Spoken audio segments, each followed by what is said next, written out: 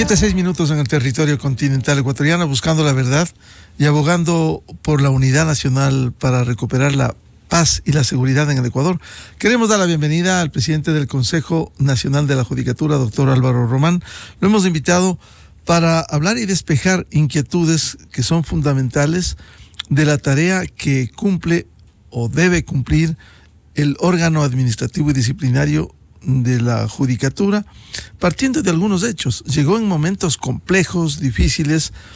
Dos de sus vocales están hoy en la cárcel, 4, por tareas que fueron cuestionadas en el Ecuador, como la extensión de jueces nacionales de manera arbitraria, con una mayoría que no consigna la ley y el reglamento. De 2 de 5 extendieron los periodos. Igual el concurso cuestionado de jueces nacionales. Estas dos decisiones han sido importantes, que fueron echadas abajo y que hoy tiene esa gran tarea de emprender. Por ejemplo, la designación de los nuevos jueces nacionales que estaban en proceso y que debe comenzar de nuevo. Además, aquellos 4 jueces que salen a comienzos del próximo mes de febrero. ¿Cómo se ha asumido este reto que el país requiere de un trabajo urgente del órgano administrativo y disciplinario? Muy buen día, doctor Román. Buenos días, Miguel. Buenos días a su radio y a los oyentes que nos escuchan a través de su medio. Bueno, primero, siempre entrar en una institución que estaba golpeada, con crisis, pero que yo creo que lo más importante es su gente, ¿no? Los funcionarios del Consejo de la Judicatura son gente que siempre están comprometidas con el trabajo, y creo que las cabezas solamente entramos es a guiarlos y saber que ellos van a hacer un gran trabajo, ¿no? Entonces esas instituciones no se paran, son instituciones que cuando nosotros tomamos el reto, lo único que estamos haciendo es digo yo, la tarea que cualquier ciudadano que tenga la oportunidad de servir debe tomarla, ¿no? Y no huirla, ¿no? Sino siempre estar ahí atento para seguir trabajando y con el hombro de todos los personeros del Consejo de la Judicatura avanzar para conseguir la certidumbre, la institucionalización, la transparencia y esa firmeza que nos caracteriza a todos los vocales y fundamentalmente a la gente que trabaja en el Consejo de la Judicatura. Una de las inquietudes por lo que sucediera durante los últimos tiempos en el Consejo de la Judicatura, ha habido cambios sustanciales, al menos en direcciones nacionales, provinciales. Se ha limpiado lo que se había tomado con la administración del doctor Vilman Terán. ¿Qué está haciendo con los funcionarios que fueron nombrados en esa administración? Bueno, los directores nacionales y los directores provinciales son de libre remoción, así también son los subdirectores. Entonces es mucho más sencilla la desvinculación y se hizo una selección con mejores perfiles y bajo unas entrevistas que hicimos con los vocales para ir seleccionando cada uno de los directores nacionales y posteriores también con los directores provinciales y subdirectores.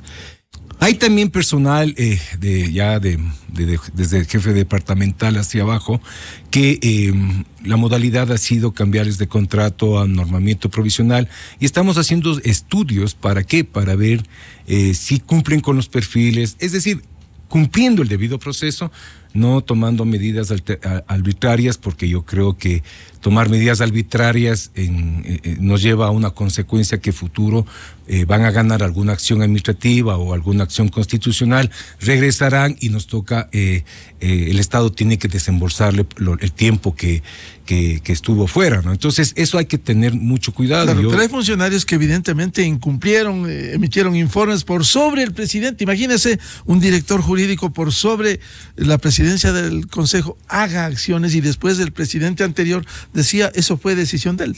Claro, no, pero es que siempre un director está sujeto a la jerarquía, y el presidente siempre tiene que tener el control, el pleno más que todo, y el presidente también tiene que tener control de todas las decisiones. Entonces, decir que no conocía me parece un poco de ligereza. Claro. Es decir, ¿Cuánto se ha cambiado dentro del debido proceso en este momento? Creo que estamos en ese camino. Acuérdese, tenemos más de 862 funcionarios que laboran en la planta central del Consejo de la Judicatura. Entonces, hasta encontrar, divisar, ver perfiles, estamos haciendo un barrido, como se puede decir. Y será, los que tengan que salir, tendrán que salir, pero los que no deban salir, tendrán que comprometerse con la institución, porque yo siempre les digo que la institución es la que sigue, las personas somos pasajeras, ¿no? Entonces, cambiar también ese chip de una lealtad equivocada a veces a la persona que puede haberle subido el sueldo, lo que sea. Y no a principios y a la institución. Exactamente, entonces tiene que él entender, esa persona, que es la institución a la que él se debe, no a la persona, porque la persona somos, como digo, pasajeras, y nosotros creo que desde la vanidad o desde el egocentrismo no deberíamos generar eso en la gente, sino que la gente se comprometa trabajar con la institución, y ojalá podamos conseguir y cambiar esa mentalidad. ¿Cuánto creció en el último tiempo de la administración del doctor Terán, a sabiendas de que se requieren recursos? El propio expresidente del Consejo planteó una acción constitucional, demandó 256 millones del Estado ecuatoriano, sin embargo se ha denunciado que creció administrativamente el Consejo. Claro, más o menos las mil personas en todos los 7, 8 meses entre el mes de febrero. Es bastante. Claro, es bastante. Personas. Claro, y esas son las circunstancias. Instalar una estructura. Y estimo que sí, y ese es el gran problema de cambiarlas, ¿no? Porque encontrar toda esa estructura, todas esas personas que están inmersas en sitios donde estamos encontrando, por ejemplo, hay gente que es coordinadora de jueces civiles, jueces tributarios, jueces administrativos.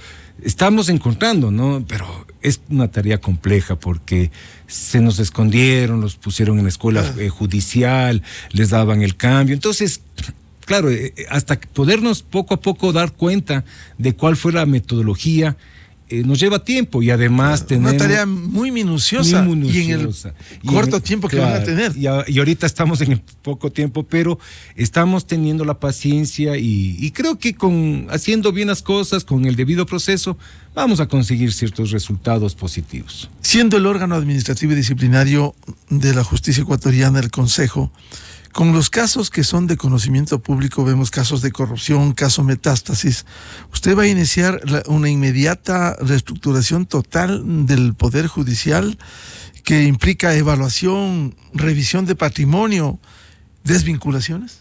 A ver, en cuanto a la cuestión, estamos al interior del Consejo, estamos haciendo, a través de la Dirección de Transparencia, haciendo informes de cada uno de los funcionarios que manejaron el Consejo de la Judicatura. Entonces, si encontramos actos de corrupción, van a ser enviados a Fiscalía, ¿no? Los disciplinarios, algunos jueces ya han renunciado, otros están siendo sumariados, y veamos, ¿no?, cómo vamos trabajando poco a poco. Ahora, en cuanto a lo que usted dice, el patrimonio, eso no los compete, ¿no? Porque eso es competencia de Contraloría. Entonces, Contraloría tiene que activarse, y yo creo que justamente había nosotros también hemos pedido a Contraloría que asista al Consejo de Judicatura a que haga un examen especial, tanto de personal, tanto de gestión y como financiera, ¿no? Entonces, esperemos que el Contralor en estos días ya nos envíe los equipos. De lo que usted ha encontrado en el poco tiempo y tantos eventos que se han sucedido, ha presentado denuncias de presuntas irregularidades con responsabilidad penal en la Fiscalía. ¿De casos ha encontrado? Todavía, porque todavía estamos levantando información, y yo creo que para presentar denuncias penales hay que tener los elementos consistentes y fuertes para que Fiscalía pueda hacer su trabajo. Entonces, siempre es una situación muy delicada presentar una acción, porque acuérdese que las acciones penales tienen una repercusión en cuanto, si es que yo no pruebo, puede ser calificada maliciosa y temeraria. Entonces, entendamos que estamos enfrentando, como usted ve, hay gente que que puede tener o no tener responsabilidades, o sí tener responsabilidades, pero tenemos que estar seguros para poder acusar. Entonces, esto estamos recabando a través de transparencia esos elementos para poder tener esa consistencia para presentarlo. Por ejemplo, siempre hay que, por ejemplo, ve usted ayer, ha habido una sentencia de la jueza que intervino en el caso. Jueza Domínguez, caso yo. Claro, entonces, por ejemplo, ahí me conversaban, yo recién me enteraba bien el asunto. Claro, se hizo una investigación profunda para encontrar elementos para que sean aportados a la fiscalía. Porque claro, una cosa es hacerles el disciplinario, pero la consecuencia de que pueden haber actos de corrupción tiene que terminar correctamente el círculo con la sentencia en la parte penal. Entonces, si solamente quedamos en el disciplinario, lo destituimos, pero el asunto penal no llega a feliz término, el Consejo se quedó en medio camino.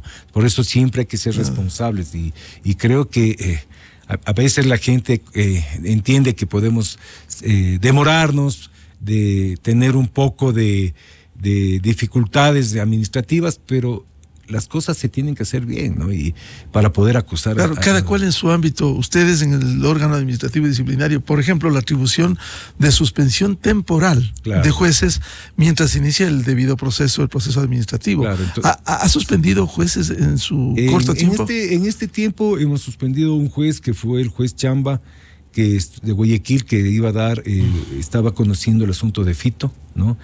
A petición de la Fiscalía nos alertó, y el SNAI también nos alertó, justamente para que tengamos, y ese fue suspendido. Y entendemos que la Fiscalía le estaba iniciando una investigación previa por prevaricato. Entonces, es decir, cuando hay coordinación entre las instituciones, estamos demostrando que el Estado está fuerte nuevamente. ¿Para qué? Para enfrentar todas estas organizaciones criminales, ¿no? Doctor Román, ¿tiene idea de cuántos procesos disciplinarios hay contra jueces? Porque ha habido tantos casos, y en casuística podemos citar el juez de Montecristi, el juez de Yaguachi, que contra ley expresa, John Rodríguez, devolvió derechos políticos a un sentenciado condenado.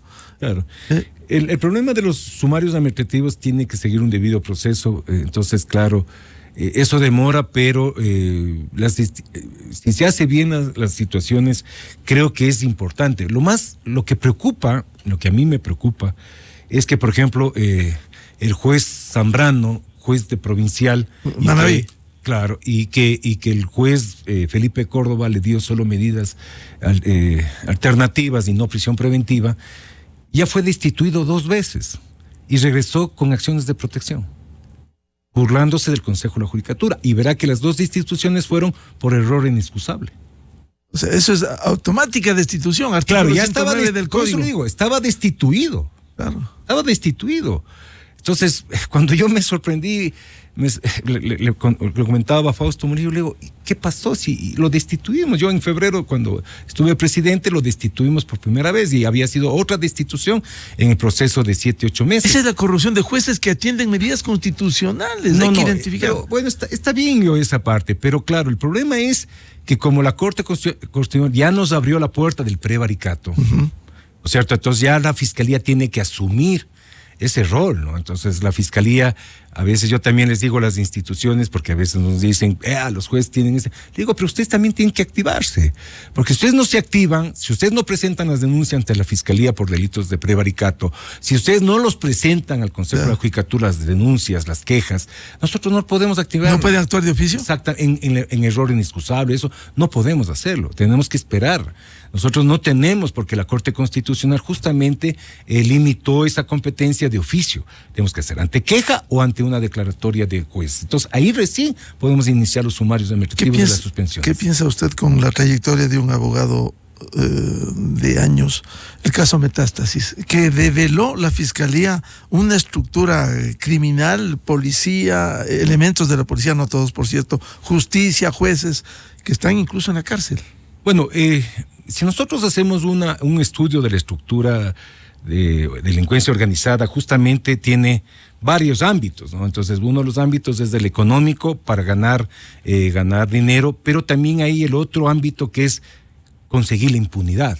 Entonces, la impunidad es este ámbito es el que nosotros estamos enfrentando, y lo que descubrió la Fiscalía. Es decir, tenemos policías, fiscales, jueces, todos que tratan de lograr la impunidad, es decir, que los miembros de las organizaciones no cumplan penas o no lleguen a ser sentenciados. Entonces, esa fase creo que ha sido descubierta por la Fiscalía, pero creo que la Fiscalía tiene que seguir haciendo su trabajo. ¿Por qué? Porque este es la punta, ¿no? Yo creo que es la punta. Tenemos que la seguir. Fiscalía su trabajo y ustedes como órgano de investigación disciplinario. Pero para encontrar toda esta cuestión, la Fiscalía tiene muchos medios más idóneos. Acuérdese que la Fiscalía tiene técnicas especiales de investigación que son las escuchas telefónicas, los agentes de encubierto, tiene los informantes. Nosotros no tenemos esa estructura investigativa. Entonces, claro, para nosotros no podemos hacer todo lo que puede hacer la Fiscalía. Nosotros solamente hacemos el sumario, viene la investigación, la defensa, y llegamos a la conclusión de que puede ser destitución. Pero para ampliar nuestra investigación, nosotros no tenemos las herramientas. ¿Quién tiene las herramientas procesales? Es la Fiscalía. Entonces, la Fiscalía sí tiene un abanico. Acuérdese que la Fiscalía, yo siempre sé decir, y esto es cosecha personal, el fiscal general es mucho más poderoso que el presidente de la República, porque tiene el poder de investigar a cualquier funcionario. Y a cualquier funcionario puede llevarlo a juicio, ¿no? Entonces, a investigar. Entonces, la Fiscalía tiene un montón, pero sí tiene varias herramientas. Por eso le digo, todas estas técnicas especiales que están actualmente en el código. Por eso genera, doctor Román, la reacción contra, en este caso, la actuación de una fiscal valiente, déjeme decirle, como en la Asamblea. Llevan a juicio político a quien está combatiendo, descubriendo, enseñando al país, como el caso Metástasis. Claro, yo siempre digo que cuando un fiscal está comprometido con su trabajo, y si alguien lo está atacando, como por ejemplo nos pueden atacar a nosotros, es porque estamos haciendo bien el trabajo. Cuando uno no hace bien el trabajo, todo el mundo está tranquilo, están cómodos, no están siendo descubiertos, y ahí viene el asunto, ¿no? Por ejemplo, a mí también, yo sé decir, algún rato ya me van a comenzar a atacar. ¿Por qué? Porque primero yo no tengo trabajo, está expuesto. Exactamente, ¿no? Y yo no soy de las personas, como creo que también la fiscal general es, que no dependemos de lo político, no somos llegados desde el punto de vista. Yo no tengo partido político en mi vida, no tengo una relación política con nadie. Ninguna afinidad con nadie. A nadie, es decir, y todo el mundo me conoce que a veces me dicen que soy intratable, pero intratable en el sentido de la incorrección. Es decir, yo no comparto cuando alguien me quiere hacer alguna propuesta o algún comentario que vaya y raye contra mis funciones o contra cualquier cuestión. Y eso es bueno porque uno va, va poniendo cerco y va demostrando que puede hacer su trabajo haciéndolo correctamente, ¿no? ¿Qué piensa usted, doctor Román, del papel de la fiscal general? Yo creo que lo está haciendo en forma muy eficiente. Me parece que el trabajo de la doctora Diana Salazar por ejemplo, a veces la gente dice es que se demora mucho. Es que los delitos que investiga son delitos complejos. Lleva su tiempo. Claro, y tiene que llevar su tiempo. Por ejemplo, delitos de lavado, estos mismos de encontrar esta organización criminales, lleva tiempo, lleva 1 o 2 años, porque no se puede encontrar. Por eso le digo, son cosas complejas que tenemos que tener paciencia, pero cuando se llega a las conclusiones que hace su trabajo la fiscal general, creo que el trabajo que ella hace me parece que está haciendo desde el punto de vista de lo correcto. Concurso de los jueces nacionales, ¿cuándo, cómo se va a desarrollar? Como le digo, en esta semana estamos ya trabajando en el reglamento. Hoy tenemos justamente una reunión del reglamento y por eso tengo que irme en 5 minutos ya. 5 minutos sí, porque discúlpeme, Miguel. No se preocupe. Justamente habíamos ya hecho una sesión y planificamos, justamente porque vamos a tratar ahora el reglamento, el perfil, vamos a tratar el asunto de cuántas vacantes, también, por ejemplo, el asunto de cómo vamos a proceder en el asunto para reemplazar a los conjueces que porque van a quedar sitios vacíos de jueces titulares. Entonces nosotros tenemos que proveerle a la Corte Ustedes Nacional. van a nombrar conjueces. Conjueces. Esos conjueces temporales. Sí, temporales. ¿Y quiénes? ¿De qué? ¿Sobre qué base? Vamos a declarar emergencia hoy en una sesión. Vamos a declarar en emergencia. ¿Para qué? Para que los jueces de corte provincial vengan a ocupar estos cargos temporalmente hasta que termine el concurso y podamos tener ya los titulares, ¿no? ¿Por méritos o como se suele decir comúnmente, a dedo? No. Vamos a hacer una metodología justamente quienes han tenido la mejor puntuación, jueces que tengan sin carrera. Sin tacha, claro, idoneidad, no sumarios. Probidad notoria. Así es. Es que entendamos que esos jueces tienen que asumir cargos de altísima responsabilidad, que es ser juez nacional, ¿no? Y creo que para ser juez nacional yo siempre sostengo que un juez nacional tiene que demostrar respeto hasta en el caminar, digo, ya yéndome al extremo, ¿no? Pero tiene que demostrar esa solvencia académica, esa solvencia de que es discúlpeme la palabra, un sabio, ¿no? Derrame sabiduría al momento de... Y en eso que en el pasado se falló. Un juez nacional en las condiciones que ha sido descubierto el doctor Wilman Terán, que usted lo reemplazó. Es una vergüenza, hay que decirlo. Bueno, yo creo que los procesos de selección tienen que ser siempre más estrictos. Y justamente para ser juez nacional tiene que ser una estrictez mayúscula, ¿no? Yo creo que uno de los errores, y me disculpa si es que los jóvenes se pueden ofender, creo que es demasiadamente joven 35 años.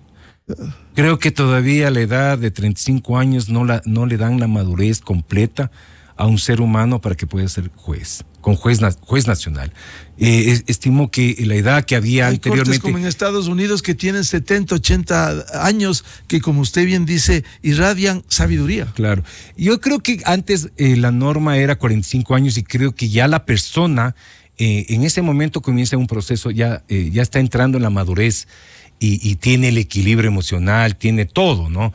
Sí, 35 es juventud, tiene ímpetu, pero yo creo que todavía le falta esa parte de madurez que la tiene las canas, ¿no? Sí. Sus canas, por ejemplo, no son de gana, ¿no? Son canas ganadas en el tiempo y usted, por ejemplo, podemos hacer una retrospectiva. ¿Cómo era el periodista cuando tenía 25 o 30 años al periodista que tiene ahora 60, 70 años? Es decir, somos personas diferentes y tenemos diferentes comportamientos. Usted dice la madurez. Vamos a concluir este diálogo, sí. Le comprometemos para seguir hablando, sabemos sus tareas. Solo dos inquietudes finales por ahora, porque se nos quedan muchas preguntas.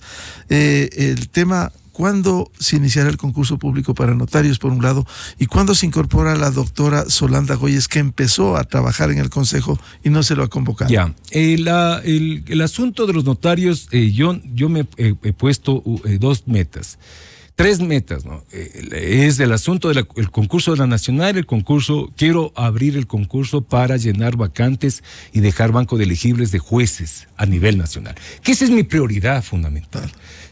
Los notarios no creo que avancen. Ya me dijeron que ya tienen el cronograma, ya tienen casi todo listo. ¿Quién sabe? También puede hacerlo, pero tengo que priorizar. ¿Quién tiene el cronograma? Ya tenemos listo. Ya. Ayer hay otras prioridades. Es que ayer estuve, como soy medio metido y comienzo a bajar en los pisos, y ayer estaban justo tratando en talento humano, y les pregunté, ¿no? Y les digo, ¿y cómo estamos con el asunto de notarios? Me dijeron, doctor, casi listos.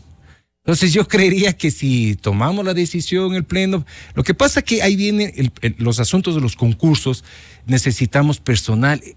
Es una cosa que... Y hay prioridades, ¿no? Claro, y el nacional pueden entrar 120 personas porque van a ser 10 puestos. Pero me decían que, por ejemplo, para jueces pueden ser 500, 600, 700 personas o 1000 personas. Entonces, imagínense que son 1000 personas en todas sus carpetas a todo nivel nacional, y de ahí viene, imaginemos que debemos casi 300 o 400 notarías, y sería una cuestión titánica, ¿no? Entonces, claro, yo tengo que priorizar cuáles son más importantes en este momento. Jueces nacionales. Claro, jueces nacionales lo primero. Jueces ordinarios. Y jueces de todas las instancias para llenar vacantes. Tengo cerca de 390 vacantes. Y eso hace que se afecte el acceso a la justicia, a la tutela efectiva. Nuevos jueces y también evaluar a los actuales. Y también entrar a evaluar, porque la evaluación íbamos a hacerla a la par, pero también vamos a... además, vea Miguel, uno de los grandes problemas es el tiempo.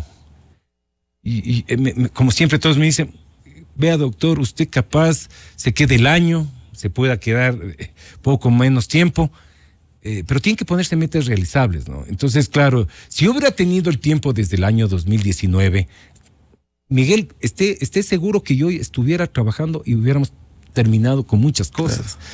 Pero yo no puedo coger, tengo una herencia de inactividad, de justamente todo lo que le estoy comentando.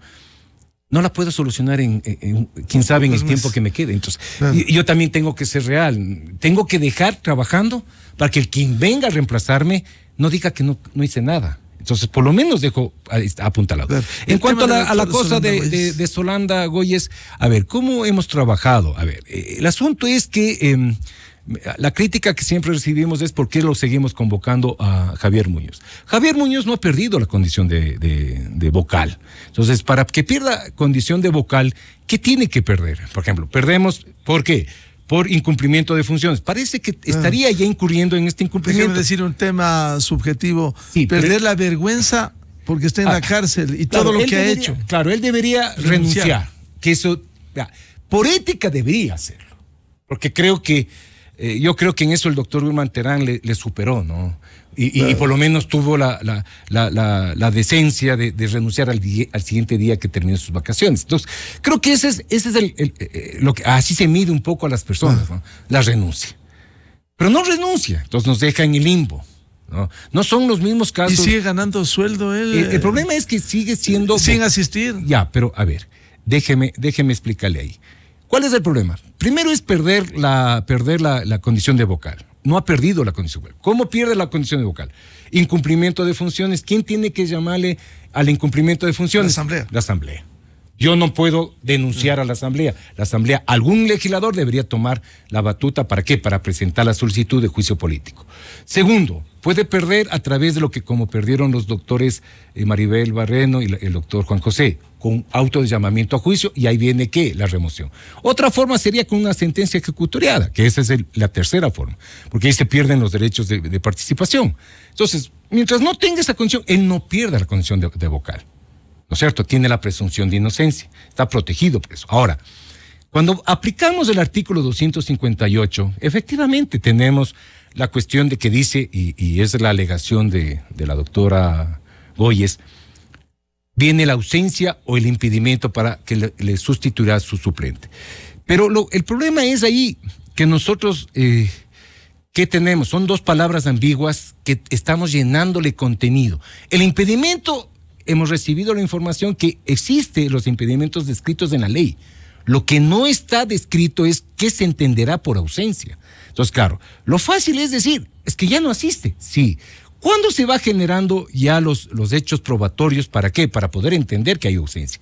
Cuando él pide el link, yo le niego, viene la solicitud de link al director del centro y este director del centro le entrega el link, pero después es revocado por el Servicio de Atención Integral, SNAI. Y ese documento nos sirve ya como una herramienta. ¿Por qué? Porque él primero reconoce que está detenido, pero en ese documento es tan importante para poder tener ya un contenido probatorio y decir, a ver, él no está en los ejes y para darle el link tiene que estar en los ejes de rehabilitación. ¿Cuál es? Asistir a audiencias fijadas por jueces o asistir a clases cuando esté sometido. Que no es el caso. Que no es el caso. Por ese motivo yo sigo negándole, ¿no es cierto? Porque entonces esos documentos. ¿Ha sido convocado para hoy? Tenemos que convocarlo todavía, pero lo que tendríamos que hacer es que en el trayecto, ¿no? Estamos haciendo este debido proceso, los informes correspondientes, tenemos una alternativa de mandar claro, a... Y sí. Temporalmente no le pueden convocar como se le convocó a la doctora. No, porque Solanda estaba Reyes. En vacaciones de ese momento. Cuando la convocamos, pero ya no está. Ya no está. Por eso. Pero el problema es que cuando estaba de vacaciones del doc, por eso se la convocó, y eso no dice la doctora Goyes. Entonces la doctora Goyes debe contarnos bien la historia, que cuando se la convocó y asistió a todas las sesiones, se la trató como vocal, ¿era por qué? Porque estaba de vacaciones el doctor Muñoz. Entonces esos 16 días que estuvo de vacaciones, teníamos la obligación de convocar a la doctora Goyes. Terminar las vacaciones, negada el anticipo de vacaciones, entonces otra vez tenemos el asunto de que todavía no pierde la bola. ¿Ya? Muchas gracias al doctor Álvaro Román. Un gusto, ¿no? Álvaro, la presencia aquí en la revista de Opinión Democracia. Vamos a una pausa publicitaria y volvemos para hablar del ITT y sus desafíos en la explotación petrolera. Desde 1984 con Gonzalo Rosero. La revista de Opinión Democracia. Siempre líderes, siempre confiables. Enseguida regresa Miguel Rivadeneira, a la búsqueda de la verdad.